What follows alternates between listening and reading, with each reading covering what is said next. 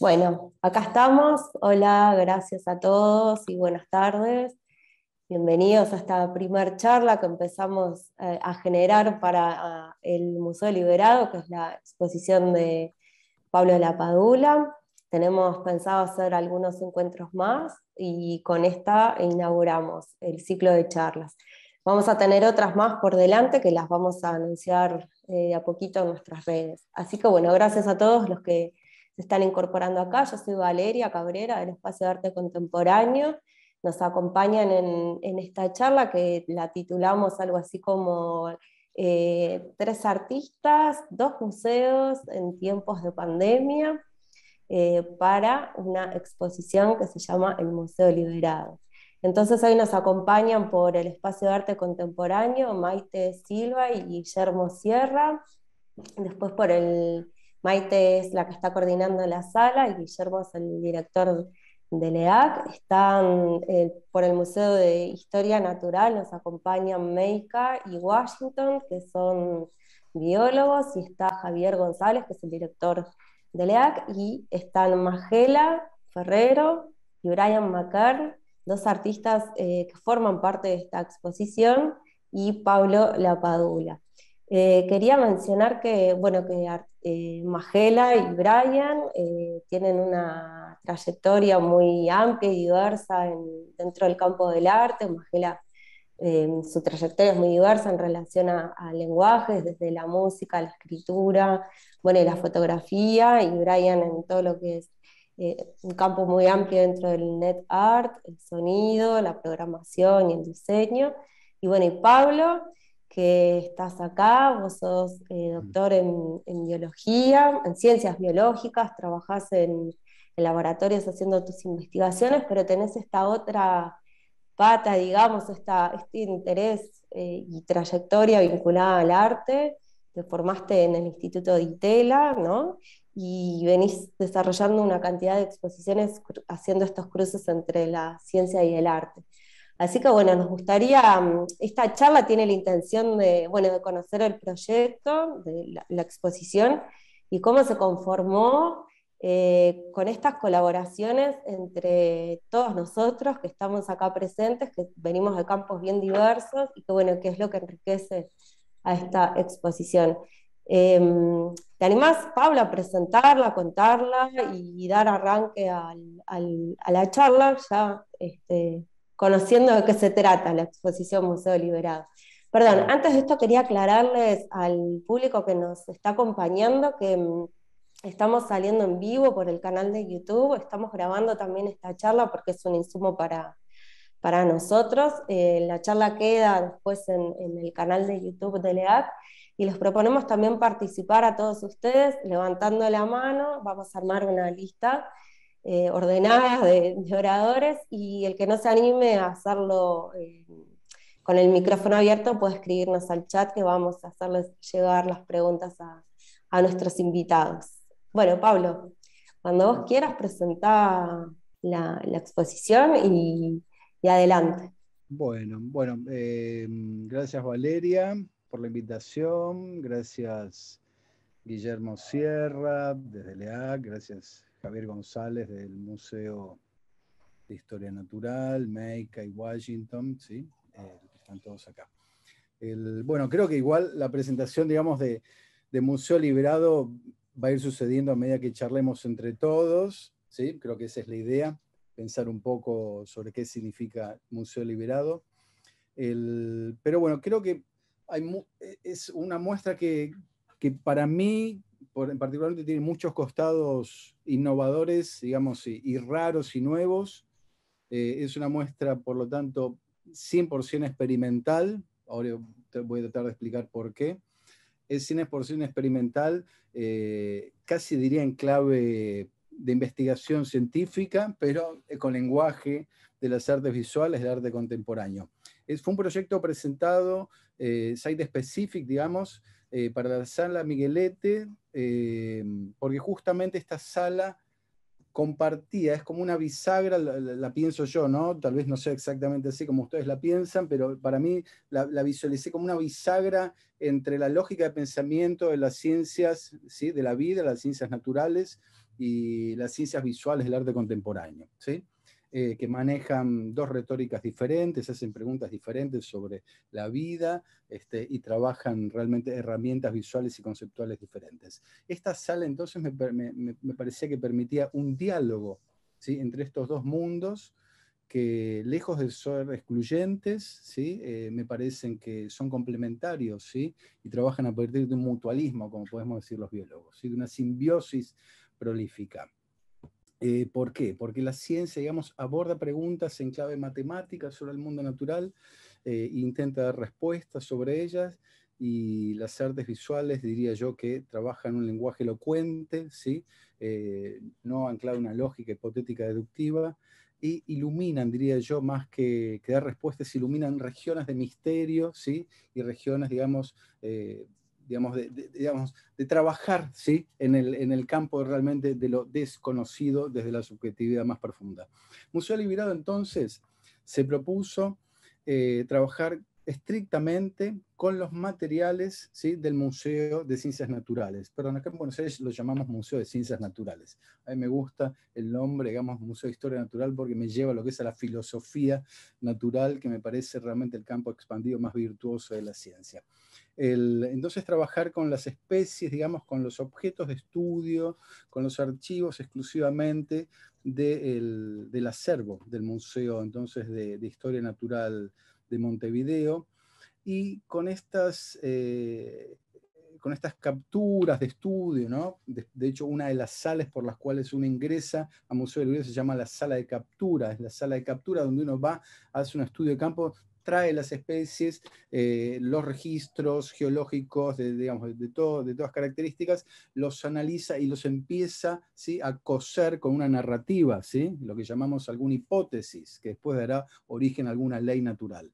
Lo que me interesa entonces es tal vez alumbrar, ¿sí?, un costado que mediáticamente a veces no está muy trabajado desde la ciencia, que es esta especie de inmersión en la duda, en el análisis, cómo yo voy a coser, ¿sí?, los distintos elementos que capturé en el mundo natural, que son mudos, ¿sí?, obviamente son mudos. La piedra no habla, ¿sí?, el avestruz no habla, lo que le damos voz y voto es el discurso que nosotros, la hipótesis con los cuales abordamos a ellos. Entonces la idea era jugar con estos, descontextualizarlos de su gran narrativa biologicista, ¿sí?, de la gran narrativa, si se quiere, darwiniana, en la cual todos estamos inmersos, y digamos, yo también hasta el último pelo de la cabeza, soy biólogo, trabajo bajo esta normativa, y tratar de ir un escalón antes, ¿sí?, de analizar los objetos a partir de una hipótesis, y plantear el juego, ¿sí?, el mejor juego creo que tiene el ser humano, el adulto, ¿sí?, que es enfrentarse con la gran curiosidad y fascinación por el mundo natural, sin saber de qué se trata, pero a partir de la percepción y la emoción llega al bosque, llega a los objetos naturales, llega a esa costa marina, llega a esos elementos como Darwin a las Galápagos, y a partir de la fascinación empieza a pensar qué narrativa, qué gran literatura va a poder coser todos esos objetos, ¿sí?, que después va a dar origen a la gran narrativa de la historia de las ciencias de la vida. Y llevar entonces al espectador, al público, a que dejen de ser espectadores y contemplar un cuadro, y pasen a ser una actividad crítica sobre esos elementos, ¿sí?, que tiene en su mesada de laboratorio que presentamos en la sala de captura. Y que ellos hagan el gran ejercicio de la ciencia, que es elaborar el pensamiento crítico, y que ellos elaboren a partir de su historia personal, de su subjetividad, ¿sí?, la propia narrativa posible ante esos elementos. Bueno, ese es básicamente, digamos, el planteo con el cual yo jugué en estos dos universos, y el nombre, digamos, Museo Liberado, ¿sí?, realmente es liberar en realidad estas especies de captura, ¿sí?, por el mundo científico, y más que nada es liberarlas, digamos, de la gran narrativa cientificista, y ponerlas en juego crítico, no para condenar obviamente al campo científico, sino para que cada uno de nosotros devenga, aunque sea por un instante, en un propio investigador, en un filósofo natural, ¿sí?, como un Darwin que caminaba, ¿sí?, por esas islas sin saber bien lo que era la evolución, y que recién después él pensó en la evolución 20 años después en la biblioteca, ¿sí?, de su casa, mientras reflexionaba ante esas capturas de estudio. Bueno, pero bueno, me parece que no ocupo ahí más tiempo y después seguimos charlando sobre todo esto, ¿no? No sé qué te parece, Valeria. Excelente.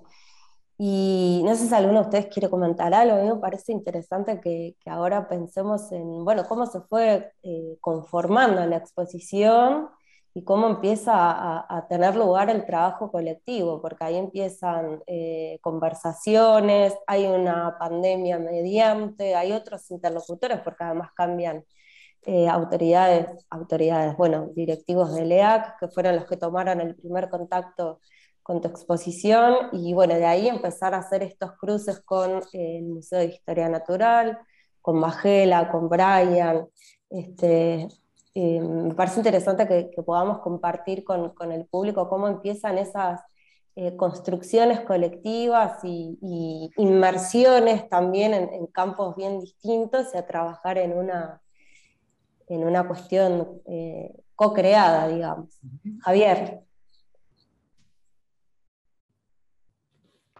Sí, gracias, Valeria. A ver, en línea un poco con eso que tú estabas diciendo, quisiera retroceder de repente un casillero hacia atrás, un poco bueno, para plantear que, en definitiva, tanto el Espacio de Arte Contemporáneo como el Museo Nacional de Historia Natural, este, como decías tú, las autoridades anteriores de LEAC y, bueno, y ahora Guillermo, siempre nos planteamos y visualizamos, un poco lo que hablábamos hoy en la previa, de pensar los espacios en clave de predio, ¿no? Y cómo articular justamente dos museos tan distintos tal vez desde lo disciplinar, pero bueno, explorar esos caminos que puedan unir nuestras temáticas.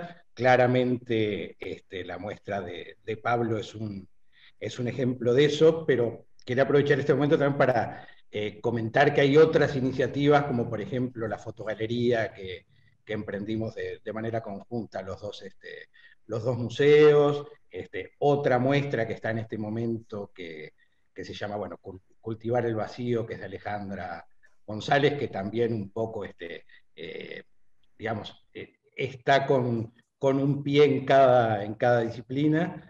Y bueno, eso justamente que decía Pablo, que esas salas en particular, las salas Miguelete, como tienen, digamos, un corredor que las separa, pero bueno, temáticas que las unen a través de las salas. Así que bueno, esto es un poco eh, digamos, una reflexión general sobre lo que proponemos desde las dos instituciones. Y está buena la Sí, aclaración. no, Perdón. un poco también, digo, sumando a lo de Javier, siempre fue la idea de estas salas que acompañaba a Miguelete, bueno, que su programación eh, comprendiera exposiciones que trataran de dialogar entre los dos museos, ¿no? Este, Ahora, quizás yendo un poco más a lo específico de la muestra, tenemos un periplo, hoy lo conversábamos casi que antes de empezar la charla, que se inició prácticamente hace un año, ¿no? Eh, con la coordinación anterior de María Eugenia Vidal, que fue la que propuso que la muestra de Pablo integrara lo que nosotros llamamos nuestra temporada 38. En ese momento con un espíritu, con un optimismo de que Pablo pudiera venir en febrero de 2020 a hacer el montaje de la muestra, elegir él mismo los especímenes in situ dentro del museo, visitar el Museo de Historia Natural, este, conocer el museo, conocer los especímenes y él mismo hacer la selección, ¿no? Y eso de a poco nos fuimos dando cuenta de que iba a ser imposible. Y nos planteamos en un momento este ejercicio de montaje virtual, de alguna manera, de montaje en pandemia.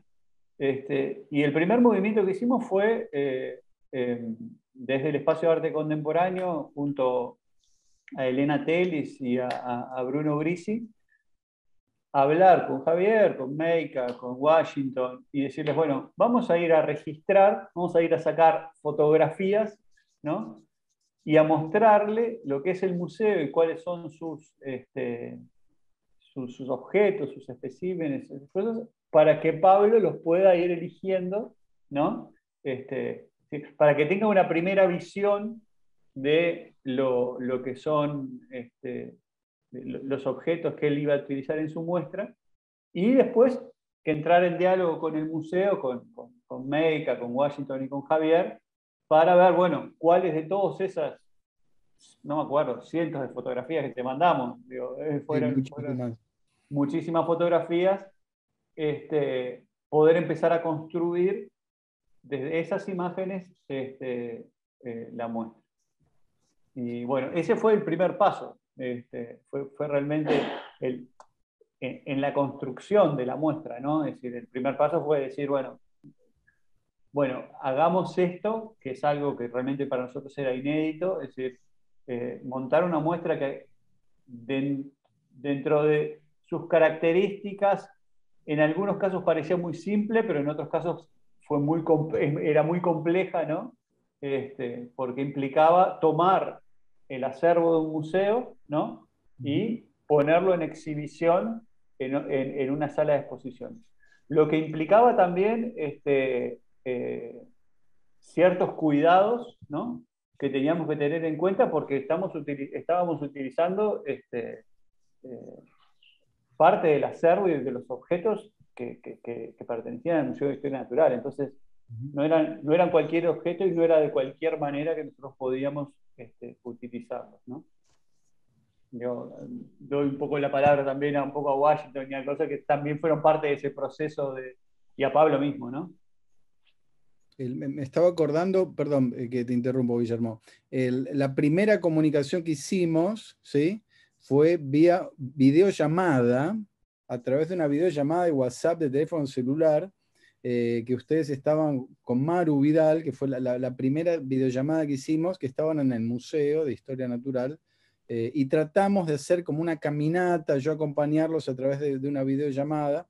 Yo justo estaba en un campo armando otra muestra, fue una situación rarísima, y a partir de ahí pasamos directamente a trabajar con las imágenes, y ustedes empezaron a fotografiar y a mandarme, me hicieron una primera tanda de envío de fotografías que eran, no sé, cientos de fotografías, y a partir de las cuales yo empecé a trabajar y ya un poco a direccionar, ¿no? el diálogo. Nada, yo quería aclarar eso, pero ahí le habías dado la palabra a Washington y Meika, perdón. Bueno, buenas tardes a todos. Sí, recuerdo que con Pablo él estaba muy ávido por conocer todo el acervo que nosotros tenemos y un poco también que nos relatara un poco las historias que había atrás de algunas de las piezas y él, bueno, ir tejiendo ahí o mostrándole conexiones entre piezas, entre elementos que un poco después terminaron siendo expuestos en la muestra, ¿no? Fue como un proceso que estuvo bueno porque nosotros mostramos lo que nosotros nos gusta mostrar y bueno, Pablo fue un poco compartiendo o empatizando con algunos de los gustos que nosotros teníamos y, y ahí, digamos, pudimos llegar a armar lo que después se instauró, ¿no? Creo que está bueno este tipo de exposiciones porque en ese relacionamiento que Guillermo decía que tiene que haber entre ciencia y arte o que digamos, se propone entre los dos museos compartir cosas y a pesar de disciplinas distintas, creo que escuché por ahí que la primera forma de arte es la naturaleza misma, ¿no? La naturaleza empieza a generarse el arte o empieza a inspirarse el arte en el ser humano, ¿no? Y me parece que, bueno, en ese sentido, el Museo de Historia Natural y sus piezas también pueden aportar en ese sentido. Parece que está muy buena la idea de esto de generar este gabinete, como una especie de gabinete científico que muestra diferentes piezas, y bueno, cómo logramos llegar a eso.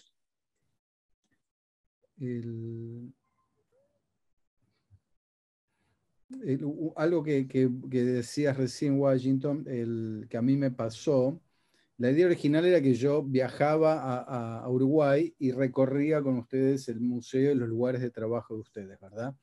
Esto es una acción, digamos, que es delicada, ¿sí? Porque puede ser invasiva, digamos, cada uno tiene su lugar de trabajo, es un lugar privado, ¿no?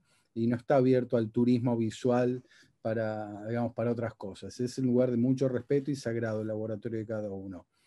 Yo pensé entonces, bueno, que al no poder viajar esto iba a ser muy, muy complicado y casi imposible, pero después encontré algo virtuoso que empezó a fluir, que era que al yo no poder estar ahí físicamente, creo que no los invadía a ustedes, y ustedes me empezaron a mostrar los archivos que ustedes querían mostrarme, ¿sí? Que es lo que vos decías. Ustedes me mostraron lo que ustedes querían mostrarme, y lo que no querían mostrarme estaba vedado para mí. Yo no podía meterme, decía, abrirme este cajón, a ver qué tenés acá, Washington.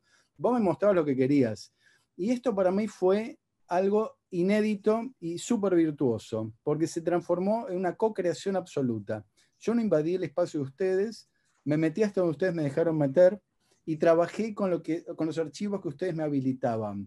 Esto me generó un gran respeto hacia ustedes y yo empecé a ver que ustedes eran muy generosos y me empezaban a mostrar archivos. Tenía la sensación de que ustedes tampoco trabajaban muy cotidianamente. Apareció los archivos de la exploración al Orinoco, ¿sí? Cosas que a mí me seducían por el relato romántico del explorador viajero, no por la originalidad académica contemporánea, ¿sí? Sino por el relato histórico.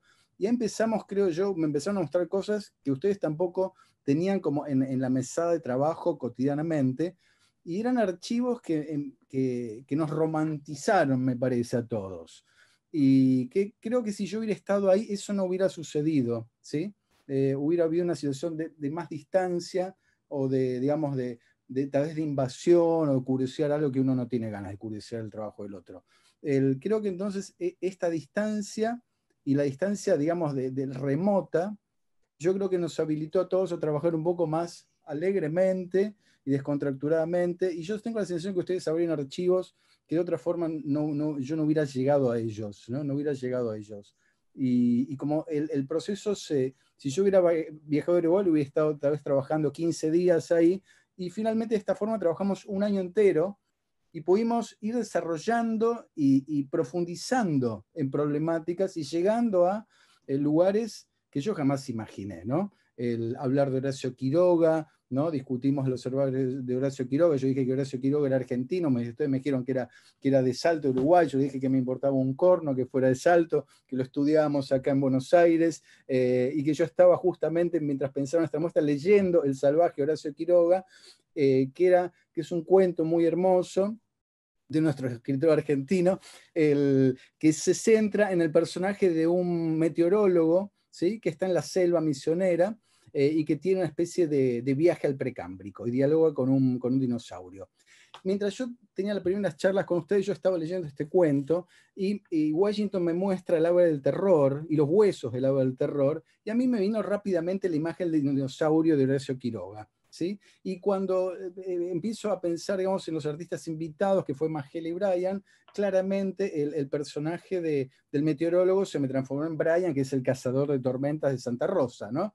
Y bueno, ahí se empezó como a armar toda una especie de mística en mi propia cabeza interna, abriendo archivos que creo yo que si hubiera estado ahí personalmente en poco tiempo y con cierta distancia que no nos conocíamos, creo que esto no hubiera sucedido. No sé qué opinan con respecto a eso, pero yo tengo la sensación... Sí, no, en realidad me quería como sumar ahí a comentar algo ahora porque quería comentar algo respecto a lo que decía Washington y lo que dice Pablo. Bueno, buenas tardes a todos. A mí me parece que tal vez no, pero tal vez sí, Pablo, porque me parece que cómo se planteó ya como tu primera pregunta y tu primer acercamiento, bueno, a a qué es lo que tiene el museo y cómo vos nos preguntabas acerca del acervo del museo, hizo que nosotros fuéramos, como dice Washington, a contar lo que lo que más nos gusta, lo que en realidad no es lo que investigamos a diario, pero sí es eso que nos enamora a diario y que nos hace tener como un cariño tremendo con las colecciones. La historia de Kraljievich para Washington o de los botánicos para el herbario.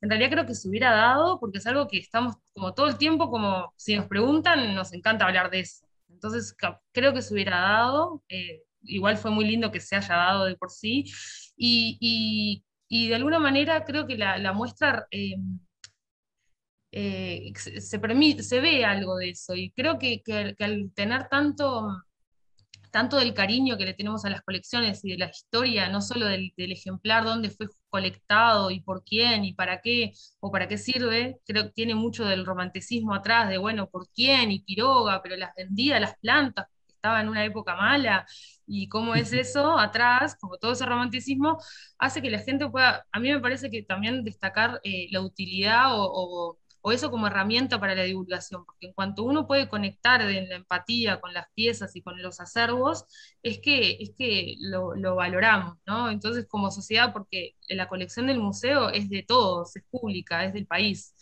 y del mundo.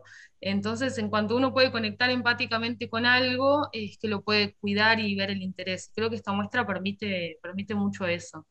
Aparte había muchos argentinos, Pablo, no estaba solo Quiroga, que es uruguayo, Que no es argentino, yo sino, ya estaba sino, activando mi micrófono.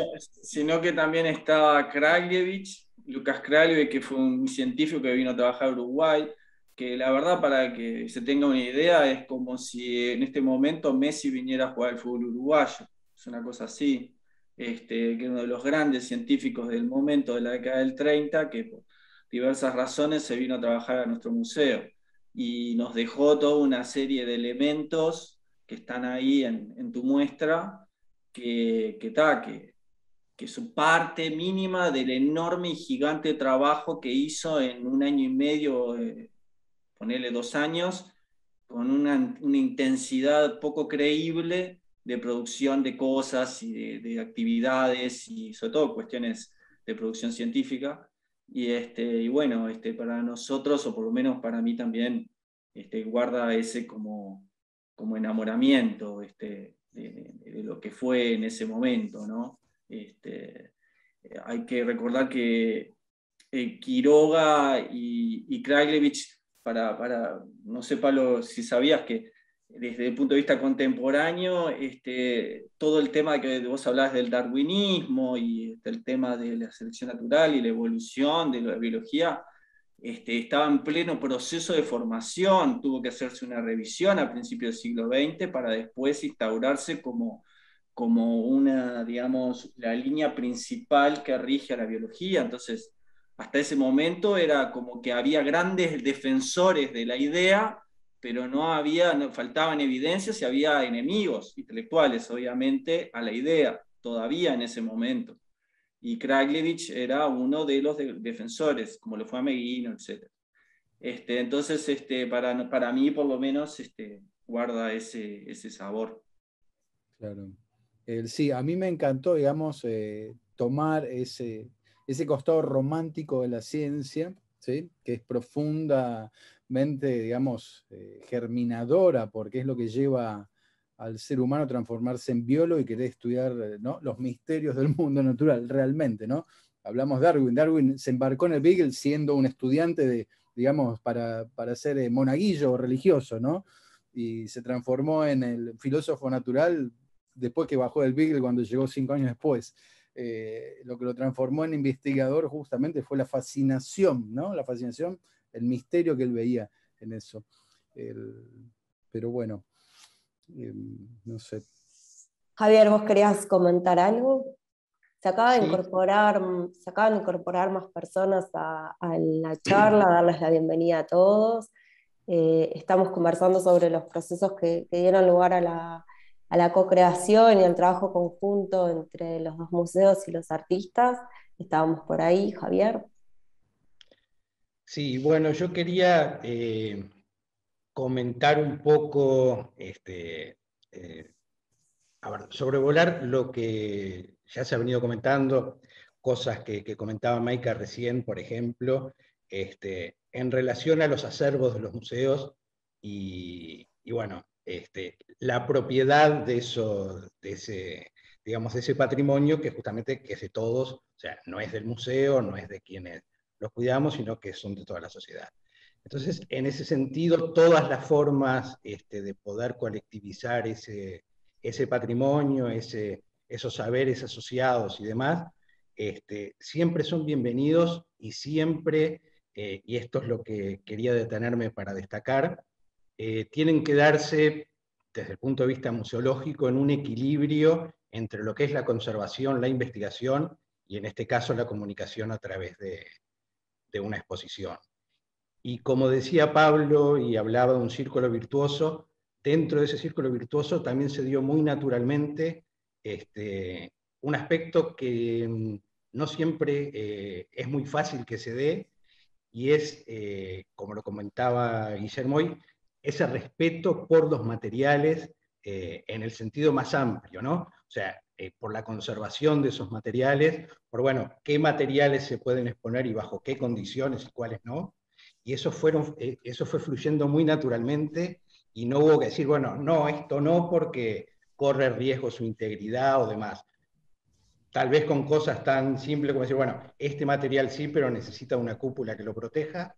Ya con eso nos pusimos de acuerdo y bueno, y fueron todos esos materiales y esos, como nosotros siempre decimos, en definitiva, un museo de historia natural, su acervo está constituido por pedacitos del patrimonio natural que los humanos le pedimos prestado a la naturaleza y los incorporamos a nuestras colecciones, que después somos los responsables de velar porque esos materiales, esos especímenes lleguen a futuras generaciones bueno, y en definitiva se conserven, entrecomillado, para siempre. Y bueno, y eso siempre estuvo, o sea, en esta muestra nunca hubo que forzar una decisión para desequilibrar ese trípode que les decía hoy de conservación, investigación, comunicación. Se dio y fluyó naturalmente, cosa que creo que está muy bueno destacar. Ángela y Brian, ¿cómo entran en esta exposición? ¿Quieren contar un poco ustedes su intervención, sus aportes, su proceso, todo? Y bueno, y qué hay ahí en el Museo Liberado? Sí. ¿Quién va primero? Si quieren, yo... Bueno, ¿voy yo? Pablo, capaz que vos querías introducir. Sí. Quería introducirlos un poco el juego, digamos, cómo entran ellos acá, y ahí les damos la voz a Brian y Maje. La muestra está, digamos, trabajada con todo el acervo del museo, ¿sí? Pero el proyecto contaba con la coparticipación de dos artistas, ¿sí? Del Uruguay. Y esto era una pieza clave para, diría yo, catapultar, digamos, ¿sí? Los archivos a otro plano, ¿sí? Que dejen de ser archivo en un punto y pasen a formar parte de una instalación viva en el sentido de la palabra del arte contemporáneo, ¿sí? Y que no sea una muestra museográficamente hablando, ¿sí? Digamos, de ciencias biológicas, sino que se activara concretamente en una instalación de arte contemporáneo. De esta forma, entonces, yo trabajé pensando en dos claves, digamos. Una, ¿sí? Una intervención, ¿sí? De una persona, de un artista, que fuera un inventor, ¿sí? De modo tal que ese gran gabinete de curiosidades que es la sala de captura, porque es un gabinete de curiosidades, ¿sí? Digamos, podría ser del 1600 hasta el 1800, ¿sí? Que estaba poblada de inventores, que era justamente, digamos, el rol, digamos, del gran investigador, que tuviéramos, ¿sí?, una intervención concreta y real, ¿sí?, de alguien que estuviera generando dispositivos, ¿sí?, con la misma lógica, creo yo, del investigador del 1800. Ahí entonces apareció Brian, ¿sí?, y yo lo digo esto con el mayor respeto y el mayor, digamos, la mayor adulación, te diría Brian, porque, o sea, vos me haces acordar a mi abuelo, que fue uno de los fundadores de la Sociedad de Investigadores de Cuyo a principios del 1900 en Argentina, y la investigación estaba prácticamente en manos, no solo de las instituciones, pero sino fuertemente en manos de ciudadanos autónomos, ¿sí?, de ingenieros, inventores, ¿sí?, la Sociedad de Inventores de Cuyo, ¿sí?, de América Latina. Ellos traccionaban y dialogaban con las instituciones científicas. Es el punto, no sé, es donde Brian entra, ¿sí?, para darle sangre contemporánea a la muestra. Y al mismo tiempo se necesitaba otra voz que fuera como una hoja de ruta en el sentido más, digamos, empático posible y amoroso con el trabajo, ¿sí?, como un gran viaje. De ahí entró Majela, ¿sí?, con la voz y la palabra y el dibujo, ¿sí?, el dibujo de la caligrafía. Con Majela concretamente prácticamente fuimos haciendo una bitácora, ¿sí?, del viaje a lo largo de este año, que terminó siendo el gran y bello libro de las migas. Así que ellos entran de esta forma para, diría yo, darle como una especie de electroshock, si se quiere, ¿sí?, a todos estos grandes archivos de historia natural y transformarlos en otra cosa directamente, en otra cosa mucho más misteriosa, mucho más caótica, ¿sí?, con múltiples sentidos, sin direccionalidad, que es justamente lo que sucede, digamos, cuando se genera una instalación co-creada desde el campo del arte contemporáneo. Así que con esta pequeña introducción, Maja y Brian, ahí ya podemos contar qué les pasó a ustedes con todo este collage de ideas. Brian. Bueno, antes que nada, agradecer la invitación y agradecer tus palabras también.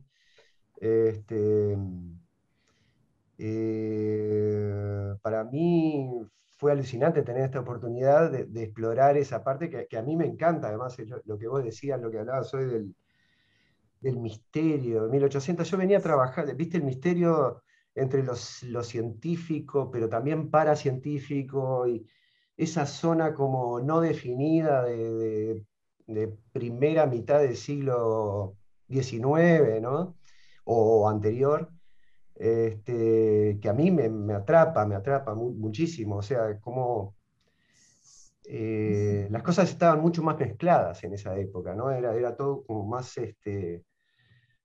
global. O sea, lo que vos decías de Darwin, que iba a ser un monaguillo o algo así, pero bueno, estaba la ritualidad, pero estaba la ciencia y estaba la investigación, pero también se colaban cosas como de hechizos, o etcétera, ¿no? Como una explicación de la vida, de por qué estamos acá y cómo convivimos hasta con los muertos, porque hasta los espíritas también tenían su parte científica, con el fenómeno de la radio, por ejemplo, ¿no?, el tema del éter y todo eso, ¿no?, o la máquina de Kirlian, que después, bueno, tuvo explicaciones mucho más fáciles, pero que en su Los científicos momento... eran hombres de Dios. En el 1800, hasta el 1800 eran hombres de Dios los científicos. Darwin era un hombre de Dios, digamos, ¿no? Claro, sí, había mucho de eso. Sí. Yo venía en ese momento, cuando hablamos por primera vez sobre este proyecto, yo venía trabajando venía investigando a Rugendas, justamente a Moritz Rugendas, las hermosas ilustraciones de toda esa época, y venía trabajando con el poema de Hellman, El Botánico, No, sí, me acuerdo. que si no lo conocen vayan a leerlo porque es hermoso.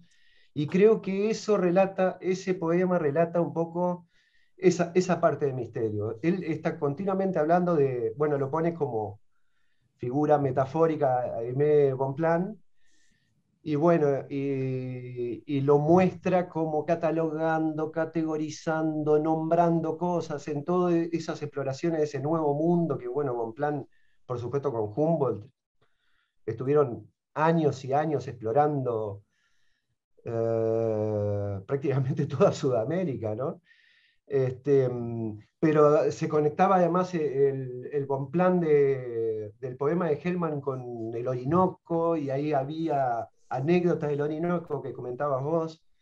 Y el poema en sí es maravilloso, porque habla de toda esa categorización, toda esa minuciosidad de la descripción de ese nuevo mundo, pero que se le escapaba a Nunú, que Nunú viene a ser como la madre tierra, vendría a ser, ¿no? O sea, en el poema la expresa como ese amor imposible, al cual nunca accedió en un momento, y después que nombró todas las cosas, ya nunca más pudo acceder a ella. Algo así, ¿no? Como esa, es un poema maravilloso el botánico. Y bueno, y a la vez trabajando con estas ilustraciones alucinantes de Maurice Rugendas y, bueno, y otros ilustradores de la época, que son maravillosas, ¿no? La manera en cómo expresan. Los ilustradores tenían también un componente súper científico, toda una codificación en cómo ilustrar las cosas, ¿no? Hay plantas a veces que se ven más grandes, pero eso era necesario para poder describir una nueva especie, ese tipo de cosas, ¿no? En ilustraciones que uno ve y las ve desproporcionadas y en realidad no obedecen a determinados códigos de cómo transmitir conocimiento también, ¿no? Entonces, bueno, estaba en toda esa vorágine y a mí me encanta esa zona de misterio y romantización que decías. Y entonces se me ocurrió inventar, generar un dispositivo de medición de frecuencia de resonancia de los caracoles. Yo vengo trabajando como esos fenómenos como naturales. Venía trabajando del ronroneo de los gatos, por ejemplo, las frecuencias que andan en 23 Hz y 27, y eso genera el run run ese, esos sub-lows que se generan. Y para esto enseguida, me acuerdo que enseguida dije, va a calzar la idea de estar midiendo la frecuencia de resonancia de un caracol. Esa cosa que uno se pone el caracol en la oreja y escucha el océano o el mar. De nuevo, esa cosa del misterio, ¿no? Y como desentrañarlo, decir, bueno, es aire que está rebotando, que está, la cavidad misma está generando un filtrado y una ampliación, de acuerdo a cómo funciona la transmisión de frecuencias dentro de esas cavidades, y bueno, amplifica determinadas frecuencias y otras no. Entonces, bueno, dije, bueno, a ver cómo podemos medir esto. Entonces lo que hice fue excitar el caracol, o sea, tirarle audio a la punta y con un micrófono captar en la boca del caracol cómo salía ese audio que le tiraba. Y el audio es una pieza de arte sonoro que trata de pasar por muchas frecuencias. Entonces, un poco al recibirlas, después en la captación, o sea, tenía el registro y el escape un poco dentro de ese caracol, ¿no? Si quieren les puedo mostrar el diagrama, porque es más fácil mostrar el diagrama que...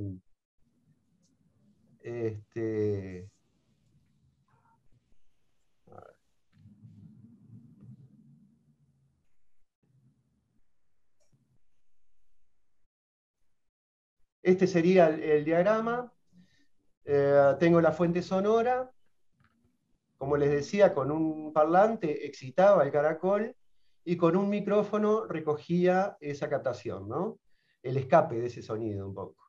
A la vez tenía un punto de observación con una camarita, y estas cosas que ven acá son espectógrafos, o sea, los que miden hacen espectrogramas de las frecuencias. Entonces hago una comparación entre cómo entró la frecuencia y cómo salió. Y en esa comparación empiezan a vislumbrarse justamente en esa diferencia, empiezan a vislumbrarse a ver si les puedo mostrar acá un poco. ¿Ven? Por ejemplo, la onda esta,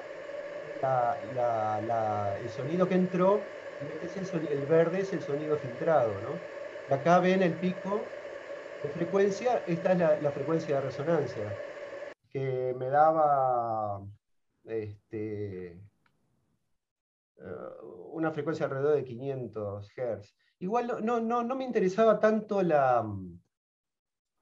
no me interesaba tanto la exactitud de las cosas, sino todo el procedimiento de registro y de captación y de reinterpretación de qué estaba sucediendo con el sonido cuando un caracol está mediándolo, ¿no? Y por otro lado, trascender la idea de eso, de estar escuchando el mar, ¿no? Este, y bueno, y a partir de esa idea base, bueno, se terminó en este mini dispositivo. Me gustó trabajarlo como pequeño, en pequeño formato. Encontramos ese mueble hermoso para colocarlo adentro con una mini TV, 2 caracoles puse con unas lupas, restos de los dispositivos de captación. Y en la tele, bueno, se va viendo esa comparativa de frecuencia, la observación del caracol, como está generando un relato de lo que sucedió. Y la idea también era siempre que cuando llegara el visitante a ese momento, a ese lugar, hasta sintiera que eso lo habíamos hablado con Pablo, que sintiera como que fuera como que recién se había ido el investigador que estaba con eso, como que recién había ido a algún lado a comer, o yo qué sé, y dejó eso como funcionando, ¿no? Como algo como que estaba sucediendo en ese momento y justo la persona que estaba investigando ahí no desapareció. Que era un poco la idea de toda esa primer sala, ¿no? Que Pablo quería darle como esa... Sí, como el laboratorio de uso, claro. El laboratorio de uso, desordenado, claro. con las cosas caóticas, sin ordenar, sin didáctica, que uno entrara. Claro, es como que hubo gente trabajando ahí, se tuvo que ir urgida por algo, y sí, quedó todo ese material ahí, bueno, y uno tiene como que generar su interpretación, ¿no? De qué es lo que está viendo y qué es lo que ha sucedido, imaginarse qué es lo que ha sucedido. Así que, bueno, más o menos esa es la idea básica de lo que hice. Y bueno, de nuevo, agradecerte, Pablo, por la invitación. La pasé súper bien. Bueno, y con Magela, después esas idas que teníamos. Porque parece muy fácil ir mostrando las salas en montaje con un video, pero no es fácil, no es lo mismo. Estar viendo un video en un celular o en la pantalla de ese salón de montaje y estar en la sala de montaje instalando las cosas, ¿no? Sí. Entonces había también como esa problemática de la que estábamos hablando, o sea, la misma experiencia que tiene el visitante cuando encuentra esa sala toda desordenada. Un poco lo del montaje fue eso al principio, ¿no? Porque había como que ir interpretando y también retransmitiendo lo que vos veías encapsulado en una pantalla, ¿no? Sí, eso quería aclarar para la gente que no sabe. El montaje lo hicimos, el primer día de montaje lo hicimos con Maje y Brian, y ellos eran mis ojos y mis manos, realmente. Y yo les pido disculpas porque en un momento me vi como dándoles órdenes y me daba pudor, pero en un momento se generó algo muy biológico, muy empático. Yo sentía, y a Magela le decía, no, poné el dibujo, ponelo arriba del de Horacio Quiroga, quiero que esté ahí, y Brian, poné esto acá.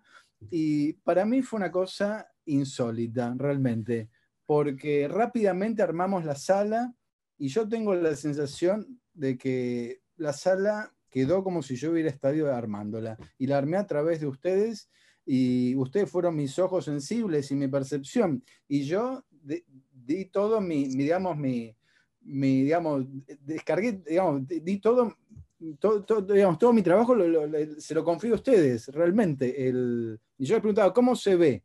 ¿Cómo se ve? Claro. Y bueno, y yo me entregué. ¿Se ve así? ¿Se ve bien? Bueno, se ve bien. Porque es perceptivo, no era un orden racional. Es una sensación también, ¿no? Una sensación. El espacio te genera... Bueno, lo que dicen siempre en broma de los artistas sintiendo el espacio, ¿no? Bueno, había que sentir, exacto, había que sentir el espacio y yo me entregué y confié 100%. Por eso para mí es una muestra tremendamente experimental, desde mi fuero interior, ¿no? Tremenda y 100% co-creada, 100% co-creada. Y con una generosidad enorme de ustedes dos, que fueron varias mañanas de frío y armamos la muestra. Es cierto que hizo frío, sí. Hacía frío. Y a mí me gustaría, no sé, Maje, por favor, que cuentes, porque con Magela también pasó algo muy, muy, muy misterioso, la verdad. Para mí fue increíble porque fue el archivo viviente, o sea, el archivo de las migas realmente yo lo siento como lo que mostramos en esa sala son las migas de la exploración del Orinoco, las migas de la exploración al Mato Grosso, ¿sí? Es lo que no está en la gran sala de dioramas, son las cosas que han quedado, son las pequeñas cosas pero que expresan todo. Y el trabajo de Majela fue como eso vivo, la verdad que fue, también para mí fue muy, muy conmovedor, Maje. Bueno, sí, primero agradecer especialmente bueno, obviamente al museo, que es un lugar en el que, por suerte o por causa de muchas cosas, entre ellas el trabajar y otras fuerzas, eh, he transitado y he estado allí muchas veces y desde hace mucho tiempo, así que es un lugar que es bastante familiar. Y luego también agradecer a Pablo y, y bueno, a quien le haya sugerido llamarme para trabajar juntos. Creo que fue Martín Creación. Bueno. En realidad yo conocí tu trabajo a partir de un posteo de Martín Creación y empecé a ver tu trabajo, y vi tu charla de presentación de un libro que hacías para la biblioteca, creo. Y cuando te escuché hablar en esa presentación de un libro, lo llamé a Martín, le dije, che, Majela, buena onda, ¿no? Sí, me dijo, por favor. Ahí no dudé. Debí hablar en la presentación. Cuando te vi hablar en la presentación, dije, es Majela la persona.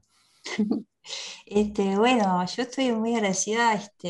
Obviamente, lo importante en este tipo de, me parece, de presentaciones es acercar al público, a las personas bueno, que tal vez no estuvieron en la exposición,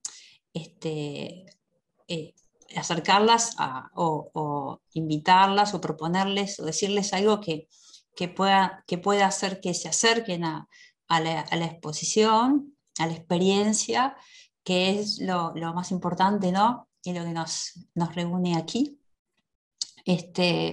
Y bueno, y a las personas que ahora están aquí y que ya vieron la exposición, poder aportarles algo más. Entonces, creo que en ese sentido, la importancia de contar cosas que pueden ser íntimas para quienes hicimos la exposición, creo que sería insuflar eso que está allí del espíritu y en este caso creo que del afecto con el que hicimos esta exposición. Y bueno, y hablar un poco también un poco no, hablar del agradecimiento tiene que ver con el hecho de que lo que finalmente ocurre allí, ¿no? Es el fruto también ¿cómo decir? Sí, a veces el esfuerzo parece que fue algo difícil, pero es como de una voluntad de dar algo de una manera. Y lo que hace que cuando las personas van a la exposición y sienten algo, si lo sienten, es el haber hecho las cosas de esa cierta manera, que yo creo que en nuestro caso fue el afecto. En mi caso particular, siempre la afectividad y la vida está por encima del arte o de cualquier expresión artística. Entonces, si aquello que no se ve, que es el proceso, no tiene que ver con lo que después se ve, que sería la obra, bueno, la obra queda de alguna manera para mí casi invalidada, ¿no? Porque no, creo que esa parte que hace que algo que uno ve en un museo o en una sala pueda ser llamado, por ejemplo, algo del arte, o que pueda conmovernos o que pueda generar una emoción positiva, tiene que ver con el modo en el que eso es hecho. Yo creo que eso que podemos llamar el arte o la magia o esa cosa que nos emociona es básicamente el modo en el cual fue hecha la cosa, la obra. Y en nuestro caso me parece que hubo mucho afecto, yo sentí mucho una compañía y una proximidad muy grande con Pablo. A Brian lo conozco hace mucho tiempo y ya tenemos esa afinidad, pero la verdad que fue muy especial trabajar con Pablo y estoy muy contenta por lo que nuestra afinidad produjo. Obviamente el trabajo es de él, él nos guió, nos propuso, nos tendió el espacio para estar allí, pero una vez que abrió ese espacio, realmente lo abrió, porque yo creo que también cuando trabajamos sentíamos que aquello era nuestro, ¿no? Con todo respeto, obviamente es Pablo que creó eso, pero desde el lugar como de componer para él, para su idea, para su camino, en ese sentido lo hicimos nuestro. Y eso me parece que es lo más importante, ¿no? Porque, bueno, a mí creo que lo mejor que pueden hacer quienes no hayan visto la exposición es ir. A mí me da como no sé qué adelantar qué es lo que hay que sentir o qué es lo que yo he sentido haciendo las cosas, porque a veces, no sé, me da como un poco de pudor también imponer a alguien que sienta algo. Pues me parece que también parte de la experiencia a veces es no sentir nada y preguntarme por qué, y aceptar ese no sentir nada. Pero creo que en general lo que me parece muy interesante es nada, esa pregunta, ¿no? ¿Cómo sabemos lo que sabemos, por ejemplo, ¿no?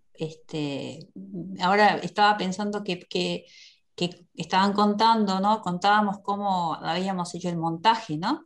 Y ciertamente nos pusimos allí y las cosas fueron quedando en su lugar de un modo para mí bastante fluido, rápido y natural. Y yo ahora me preguntaba, ¿no? ¿Cómo sabíamos nosotros lo que sabíamos? ¿Cómo sabíamos que teníamos que disponer las cosas de una manera? Digo, por ejemplo, yo no soy bióloga, no soy científica, y no sé un montón de cosas, y sin embargo, de lo que soporta, el soporte, digamos, de la exposición, y sin embargo, siento como que sabía que lo que tenía que hacer y había como algo que se desprendía de las propias cosas que estaban allí. Había un conocimiento natural. ¿Cómo sabíamos eso que sabíamos? Es algo que es un misterio, pero que allí está develado en la propia exposición, en el modo en el cual está articulado todo, ¿no? Eso me parece que es algo que tiene que ver con el hecho de que esto sea algo vinculado al arte. También pienso que tiene que ver con el hecho me pregunto, ¿por qué alguien que explora y que estudia se detiene en una planta y no en otra? ¿Por qué alguien que estudia se detiene en un espécimen de una especie y no en otro? ¿Por qué saca de una hoja y no de otra su conocimiento, ¿no? ¿Por qué se dedica a estudiar de esa manera? Y pienso que ahí sí me siento como conmovida y me siento como partícipe de ese modo, porque mi herbario es un herbario afectivo, mi libro, las páginas son como las páginas de un herbario afectivo, en el cual yo asocio hojas y flores y piedritas a momentos en los cuales se fija mi memoria en relación a un acontecimiento afectivo. Y creo que hay algo de la afectividad.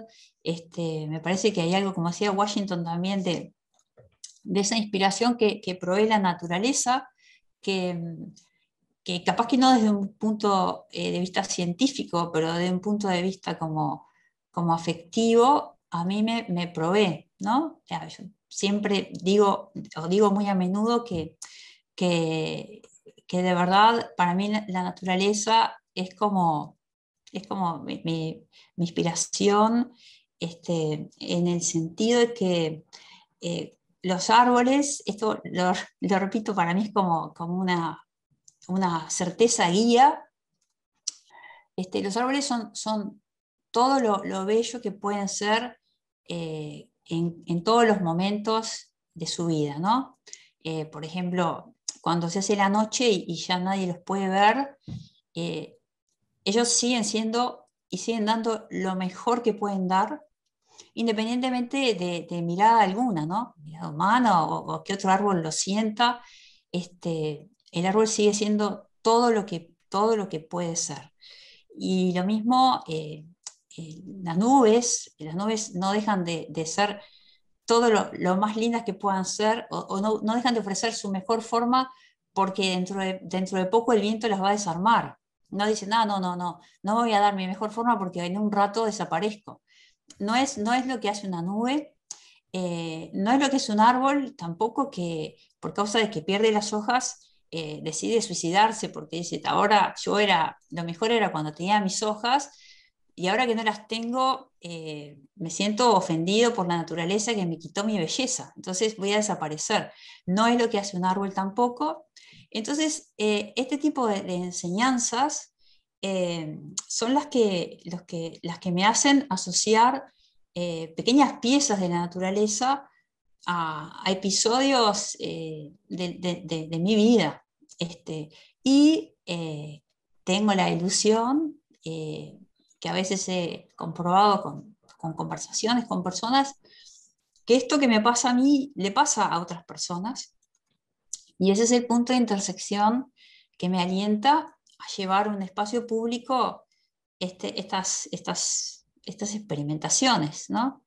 Y bueno, asocio todo esto que les cuento de la naturaleza como referencia para hacer lo que hago, con el hecho de que sí, que eso es, a veces pienso que la elección de una cosa y no de otra para estudiar tiene que ver con una atracción en principio. Si bien me imagino que un biólogo tiene que estudiar una planta y le da lo mismo cualquier espécimen, en el momento de elegirlo hay algo que está adentro de esa persona y que es provisto por la planta, que hace que elija una y no otra. Y en ese sentido me parece que hay como no un orden, sino una atracción que hace que las cosas se planteen como se plantean, y las conozcamos como las vamos conociendo, así con intuición y con una atracción por esa configuración que llamamos belleza o armonía. Bueno, entonces tener la oportunidad de desarrollar con otras y con otros este camino, me parece que es algo que es muy conmovedor y que, no sé, nos hace seguir viviendo, y que podamos seguir viviendo no es poca cosa, porque justamente lo que hace que estemos aquí es que estamos vivas y vivos. Entonces, creo que ir a presenciar el modo en el cual algunos seres humanos logran mantenerse vivos puede ser una experiencia buena para compartir, y creo que por eso nos animamos a compartir nuestras experiencias privadas en los espacios públicos. Es un poco, ese sería mi aporte en este momento. Gracias, Magela. Tenía levantada la mano Luis hace un ratito. Luis, ¿querés compartir con nosotros tu pregunta, tu planteo? Quería agradecerle a todos. Es muy rico el resultado que han logrado. Y yo lo miraba esto en la perspectiva histórica del lugar donde se desarrolla la exposición, que se llama Museo Liberado, y se desarrolla en un local que fue una cárcel originalmente. Después fue un centro de diseño, o sea, un lugar que reunía a creadores. Y lo otro significativo es la forma del local, que es una forma como de estrella de mar, con brazos independientes, con identidad, pero que se reúnen. Y ahora las instituciones se reúnen y logran un producto que es este. Así que felicitaciones, ¿no? Un producto que trasciende, que logra trascendencia. Y esa evolución que pasa de aquello que era tan represivo a algo tan liberador como es esto. Nada más. Gracias. Muchas gracias. Algo que, perdón, sumo algo que acaba de decir Luis. El Museo Liberado fue pensado a partir de la matriz de la ex cárcel, ¿no? Justamente era la liberación de... y lo que se planteaba en el trasfondo ya casi más hermenéuticamente era con respecto a la naturaleza y la cultura humana. Cuando el ser humano captura la naturaleza nunca más la puede liberar, ¿no? Entonces pasamos de cárcel, ¿sí?, a Museo de Ciencias Naturales y las especies, pues, al Museo de Arte Contemporáneo, pero en definitiva siempre están dando vueltas, decía yo, con una especie de laberinto borgiano dentro de las cárceles del pensamiento humano, ¿no? Hay cárceles más virtuosas que otras, yo prefiero la cárcel del arte contemporáneo y no la prisión, digamos, sociopolítica. Pero en definitiva, para las especies naturales, siguen estando, una vez que caen en las redes de la cultura humana, ¿sí?, encorsetadas y casi prácticamente imposible de ser liberadas de ahí. Por eso me gustaba fundamentalmente que estos museos estaban anclados en esta antigua cárcel, ¿no? Simbólicamente hablando. Para mí le daba una, digamos, una capa de intelección emocional profundamente diferente que si eso no hubiera estado ahí. Quería acotar eso. Yo quería hacer un comentario sobre Majela y sobre Brian, que una cosa muy rica que también tuvo su intervención en la muestra de Pablo, es que sus objetos de esa manera se han integrado de una manera que el objeto de Brian podía ser perfectamente un objeto no artístico o no un objeto real, parte de ese gabinete.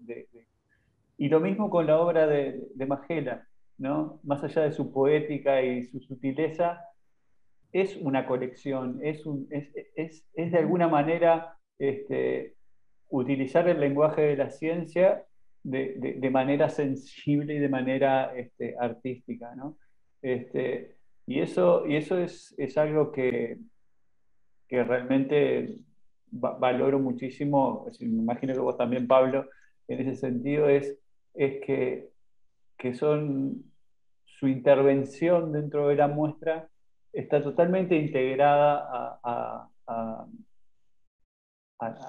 al concepto de la exposición, ¿no? Y creo que eso aparte fue fundamental también para nosotros como organizadores de la muestra y para el Museo de Historia Natural, porque fueron una pieza fundamental de ser tus ojos en Montevideo. Es decir, sí, entonces, los ojos sensibles. Los ojos sensibles, exactamente, en Montevideo, ¿no? Digo, porque nosotros podemos trabajar en producción, como trabajamos, conseguir montajistas y organizar y mandar a hacer las cúpulas y esas cosas, Sí.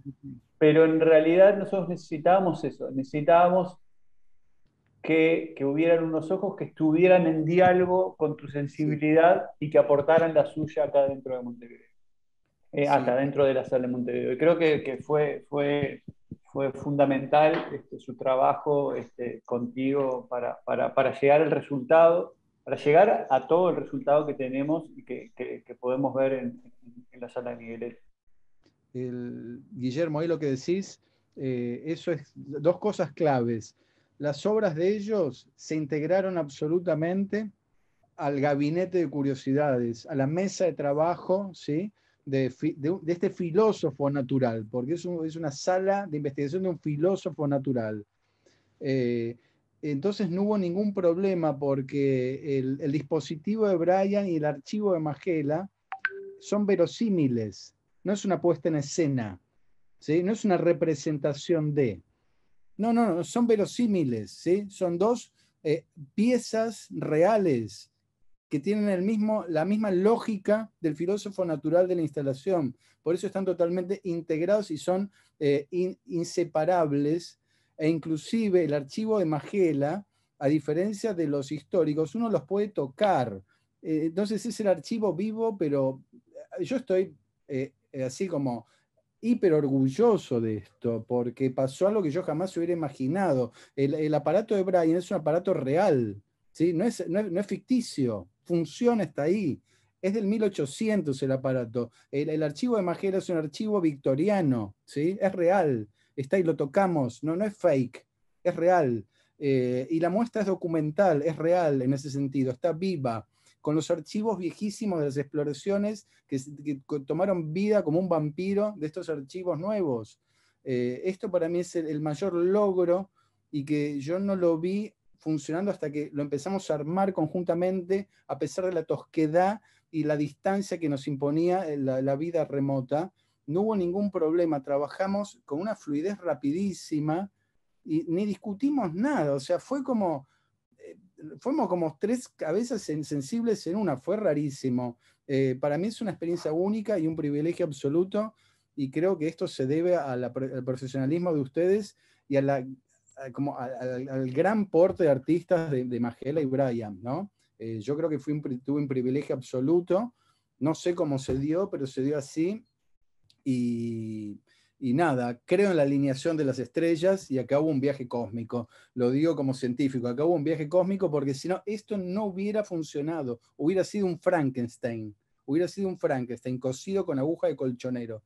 Y la verdad que yo tengo la sensación de que es una sala viva, rara, atemporal, anacrónica, pero está viva. Y Majela y Brian son dos filósofos naturales activos, y esa es su sala de trabajo. Creo que por eso funcionó. Y yo me entregué 100% a las contingencias del momento. Y la muestra era experimental y tenía que ser lo que tenía que ser. Y bueno, y no sé, para mí es una de las cosas más increíbles que me ha tocado construir, y de forma 100% colaborativa. Me tuve que ser humilde, tuve que entregarme a los ojos y manos de los demás, y aprendí un montón. No sé, sencillamente eso.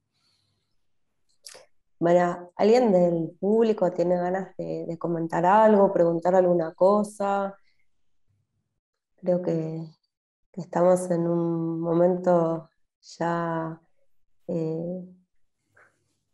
a término, digamos, de la charla. Por ahí nos quedan un montón de cosas más para contar, anécdotas y demás, pero creo que es un buen momento para este cierre que ahora de alguna manera lo hiciste, Pablo, haciendo la síntesis del trabajo con todos. Creo que todos compartimos esto de la afectividad que está puesta en cada detalle, en cada proceso, cada una de las personas. Y bueno, al principio de la charla, antes de abrir la cámara, estábamos conversando sobre el vínculo y la relación de los públicos con las exposiciones, porque están en diálogo las del Museo de Historia Natural y la del Museo Liberado, y ese es otro espacio que se abre también y que construye también a la muestra, ¿no? Y que está ahora en proceso, mientras la exposición está hasta marzo, ¿no? Y para aquellos que todavía no la vieron o que la quieren ver, el Museo Liberado sigue con ustedes, con nosotros, y bueno, y ojalá puedas venir, Pablo, también Ya, en breve. a experimentarla. En breve. Hay que experimentarla, hay que estar ahí. A trabajar en la sala. Guille. No, incluso que era parte cuando nosotros lo comentábamos, cuando organizábamos la muestra, que también estamos esperando esa venida para que quizás también vos reintervengas en la muestra y la reorganices. No la reorganices, pero que seas parte y que empieces a descubrir que, bueno, al vos estar presente dentro de la muestra, decir, bueno, quiero esto, quiero moverlo, bueno, eso ya lo veremos cuando vengas, Sí. porque creo que de alguna manera, como todo proceso de investigación o como todo gabinete de un filósofo natural, como vos decís, es dinámico y también agrega cosas y descarta cosas. Entonces, creo que cuando vos vengas también va a haber una transformación de este museo liberado, o estamos abiertos a que exista alguna transformación de este museo liberado, ¿no? Sí, pero igual te digo, Guillermo, yo lo que más quiero es ir y hacer una inmersión en esto que quedó. Yo quiero ver este resultado, sentirlo, porque es la obra, la instalación de co-creación que nunca hice. Es realmente, es extrema. Yo no quiero tocarlo. Yo quiero ver lo que pasó, ¿entendés? Porque yo me entregué 100%, confío en ustedes. Y quiero ver esa acción, no sé, no lo digo metafóricamente, es una entrega extrema que me sucedió a mí como artista. Tuve que entregarme y retirar mi ego absolutamente, retirar mi yo y ceder todo, ¿sí? Al corazón de ustedes. Y tengo la percepción, la intuición de que no me equivoqué, de que ustedes son todos personas muy generosas y muy empáticas, y por eso tengo la sensación de que la muestra, creo que más allá del resultado visual, ¿sí? Es un éxito ya por esta capacidad de co-creación, ¿sí? Y de apoyo mutuo absoluto en tiempos tan complicados, ¿sí? Que nos tocó vivir, de encierro, de cambios políticos, de cambio de autoridades. Pasamos por arriba de todas las situaciones, de todos los tsunamis de todo tipo, y acá estamos. Y yo creo que ese es el gran éxito, más allá del resultado estético final, es lo que menos importa. Decía Magela, el arte es, el producto final es un emergente, es un epifenómeno, ¿sí? Es la punta de un iceberg, ¿sí? Y lo importante es lo que está abajo del agua, ¿sí? Lo que hace que emerja esa pequeña muestra, que es un fruto de gran colaboración entre voluntades diferentes, objetivos diferentes, y cosas totalmente diferentes. Fue posible unirnos en un proyecto y me parece maravilloso. Espero no tocar nada cuando vaya. Bueno, nosotros ya estamos casi en la hora de finalización. Tenemos un pequeño video. Si quieren alguien más hacer algún comentario o alguna pregunta, estamos totalmente abiertos. Pero tenemos un pequeño video de unos 5 minutos que trata trata de mostrar un poco este proceso que construimos entre todos, y del que realmente, sinceramente, fue muchísimo trabajo, porque fue un año de trabajo, pero el resultado es muy querido y tiene esa belleza del trabajo en conjunto, que creo que es muy importante.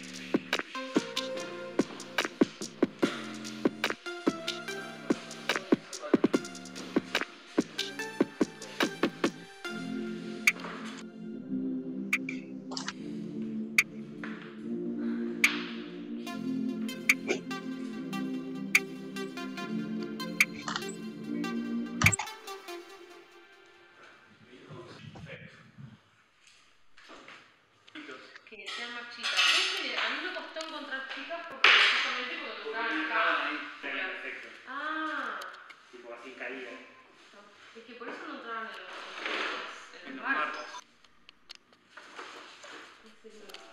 Entonces les traigo aquellos dos otros tubos. Dale. Sí, eso lo va a querer siempre. Y después las cajas de insectos para que las vean. Hay unos toquecitos de madera, por eso. Y estoy pensando que ahora vos haces esto y la hoja es una hoja esto. Sí. Entonces hace eso. La placa se levanta así un poquito, se le pone algo abajo para que quede en ángulo y ya está.